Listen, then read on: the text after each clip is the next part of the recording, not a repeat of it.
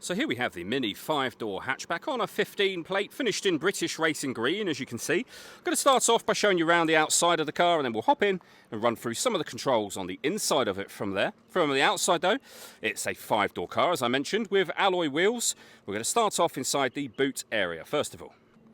As we approach the back of the car, you can see we have plenty of boot space here. We've got a 60-40 split folding rear seat as well, and this tray section which folds down to divide the boot up into different levels. Okay, so we're just going to work our way back around to the front of the car, as I mentioned, and then we'll hop in and run through the controls on the inside. Now that we've done a full circle of it though, you can see it's in lovely condition the whole way round. Just briefly before we climb in, I think it's well worth seeing the interior from this exterior point of view. There's plenty to run through on the dashboard, so let's hop in and we'll do that now. Okay, now that we're inside the car, we're going to start with the dials. On the left-hand side, we have the rev counter, we have the speedometer in the middle, and the fuel gauge over on the right-hand side. Also in the middle, you can see the total miles of this car. They are 76,335. You can change information displayed above that. You can, for example, have a digital readout for the speedometer, as you can see. Over into the central screen area next.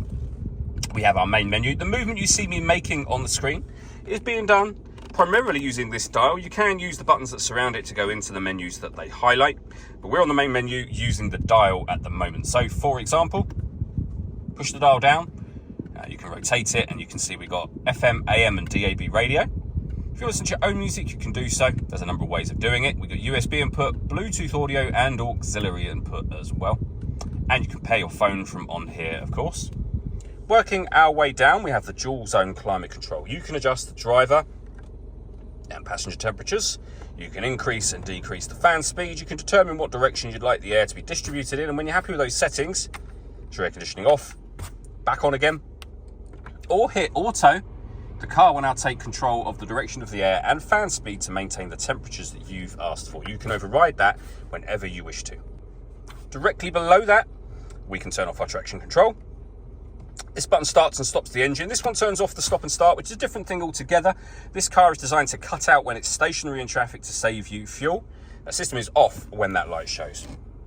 We have our auxiliary, USB inputs and a 12-volt charging socket, and then the gear lever for the 6-speed manual gearbox.